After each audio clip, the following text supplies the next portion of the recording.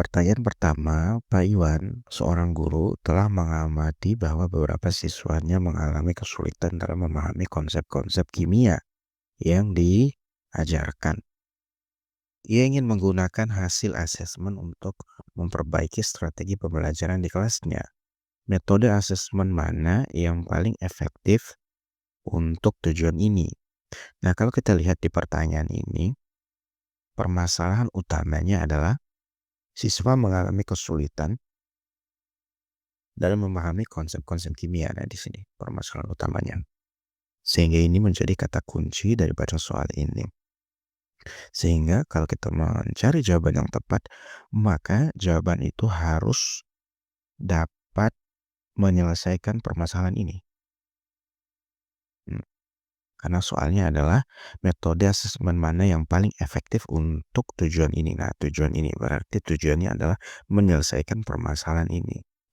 Nah, kalau kita lihat dari A sampai D, yang A, Pak Iwan dapat mengadakan kuis singkat setiap akhir pembelajaran untuk mengevaluasi pemahaman. Nah, kalau kita di sini sudah ada pemahaman siswa terhadap materi-materi yang baru diajarkan. Ini bisa saja benar karena pemahaman ini berkaitan dengan konsep-konsep kimia. Nah, yang B, Pak Iwan membuat proyek kelompok sebagai asesmen di mana setiap kelompok harus menyajikan topik kimia tertentu untuk mendiskusikan dengan kelas. Ini kurang tepat ya, karena dia tidak mengandung kata kunci atau permasalahan awal, yaitu konsep-konsep kimia. Pak Iwan memberikan tes formatif mingguan yang mencakup pertanyaan-pertanyaan reflektif untuk mengukur pemahaman konseptual siswa. Nah, sini sudah sangat lengkap. Pemahaman konseptual siswa ini sudah mencakup atau menggambarkan permasalahan utama dari soal tersebut atau kata kuncinya. Tapi coba kita lihat yang D. Pak Iwan memanfaatkan tes standar nasional yang telah ada sebagai alat ukur untuk untuk kemajuan siswa dan menyesuaikan pembelajaran berdasarkan hasil tes tersebut. Ini kurang tepat karena dia tidak memecahkan masalah awal, maka jawaban yang paling benar adalah yang C.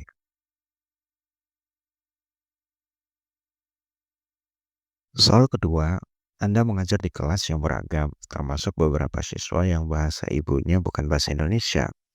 Salah satu siswa yang berbahasa ibu lain tampak kesulitan memahami instruksi dan materi pembelajaran yang disampaikan dalam bahasa Indonesia.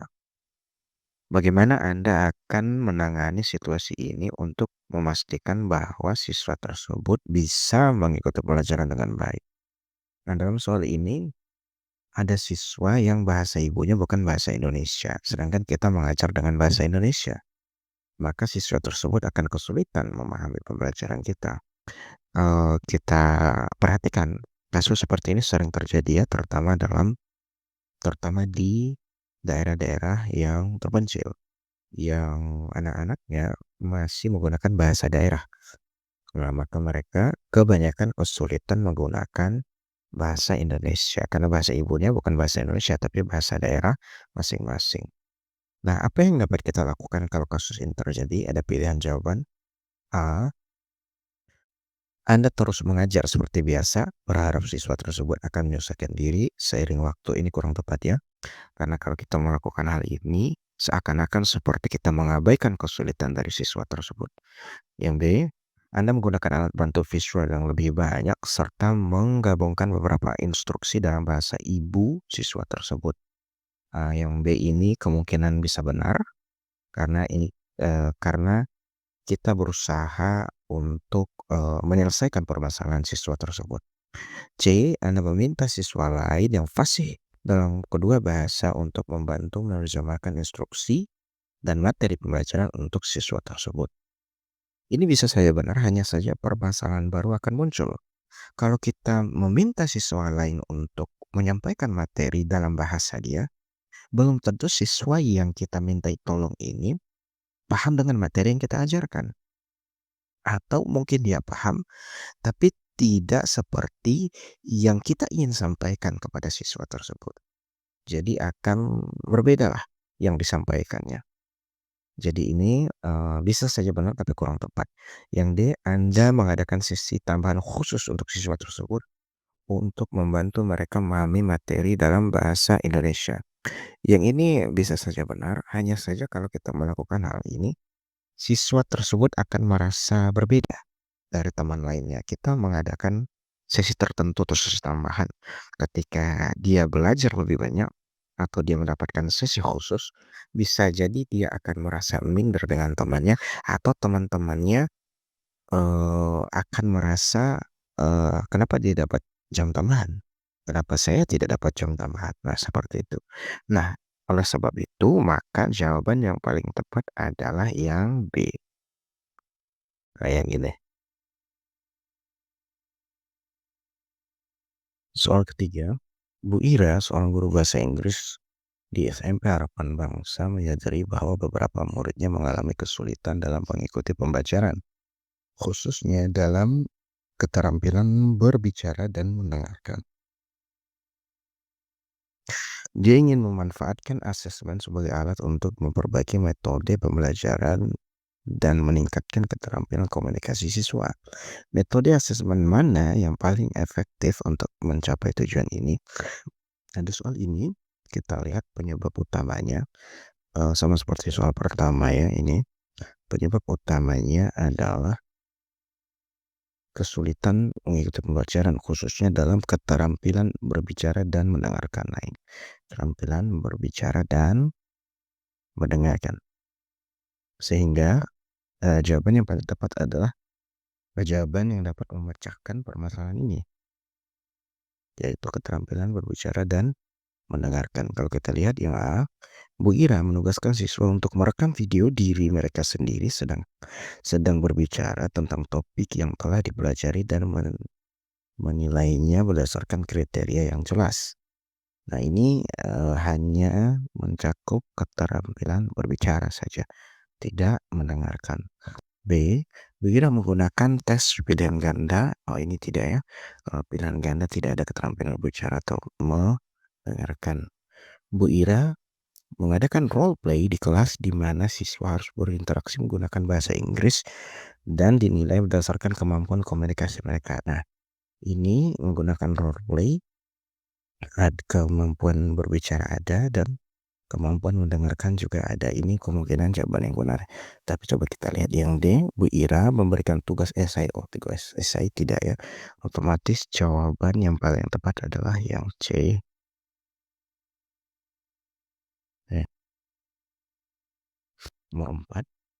Anda mengajar di sebuah kelas dan saat sesi tanya jawab, seorang siswa dengan percaya diri memberikan jawaban yang kurang tepat.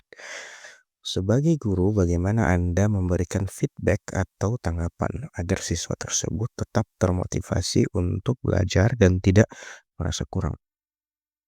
Nah, kalau kita perhatikan soalnya di sini, siswa ini menjawab dengan percaya diri. Kalau kita lihat di sini, kalau siswa menjawab dengan percaya diri, otomatis dia meyakini jawabannya benar. Dia meyakini jawabannya benar, lalu dengan percaya diri dia menjawab pertanyaan tersebut.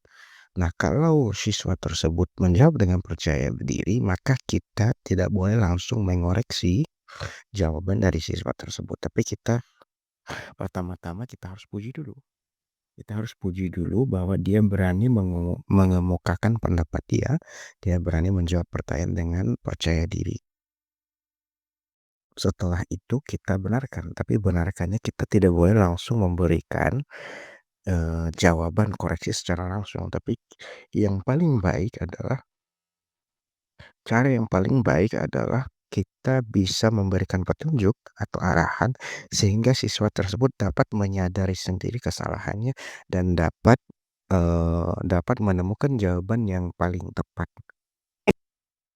Jadi yang pertama, kita harus memuji dulu karena dia percaya diri. Yang kedua, kita dapat membimbing dia untuk menemukan jawabannya yang tepat.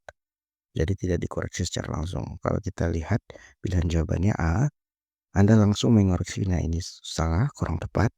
Anda memuji usaha siswa tersebut, ini sudah benar, dalam berpartisipasi lalu memberikan arahan atau petunjuk agar siswa tersebut bisa mengikuti mendekati jawaban yang benar. Ini yang paling tepat. Tapi kalau kita lihat yang C, Anda mengabaikan jawaban siswa tersebut, ini tidak bagus karena mengabaikan.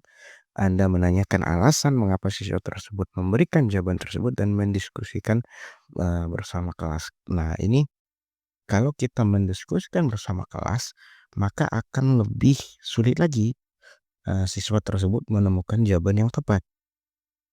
Malahan kalau mendiskusikannya bersama kelas, maka akan muncul berbagai jawaban. Nah, sehingga yang paling tepat adalah yang B. Ini ya, soal nomor 5. Selama diskusi kelas, Anda memberikan pertanyaan kompleks yang memerlukan pemikiran mendalam. Salah satu siswa Anda yang biasanya aktif memberikan jawaban yang jauh dari ekspektasi. Anda dapat melihat dari ekspresinya bahwa dia merasa tidak yakin dengan jawabannya. Bagaimana Anda akan menanggapi situasi ini untuk memastikan dia tetap percaya diri? Maaf. Untuk memastikan dia tetap percaya diri dan berpartisipasi aktif di kelas. Nah, kalau kita lihat soalnya ini berbeda dengan yang tadi. Kalau tadi dia percaya diri, artinya dia yakin dengan jawabannya. Kalau ini kita lihat dia merasa tidak yakin, berarti dia tidak pede waktu memberikan jawaban tersebut. Maka Anda bisa memilih untuk memuji, bisa saja, tapi kurang tepat ya, karena tidak ada percaya dirinya. Tapi tetap seperti tadi, kalau kita lihat jawabannya, Anda memberikan pujian atas usaha yang untuk menjawab dan kemudian meminta pendapat siswa lain untuk memberikan perspektif tambahan. Yang ini juga kurang tepat karena dikembalikan ke siswa lagi. Anda membiarkan jawaban tanpa komentar. Ini tidak bagus karena membiarkan. Anda memberikan koreksi langsung dan juga tidak bagus karena langsung dikoreksi. Anda mengajukan pertanyaan tambahan yang berhubungan dengan jawabannya untuk membimbingnya ke arah yang benar. Nah, ini yang paling benar karena tidak langsung dijawab, tapi membimbing jawaban tersebut agar menemukan jawabannya sendiri yang benar. Nah, ini dia yang paling tepat. Baik, sekian. Assalamualaikum warahmatullahi wabarakatuh.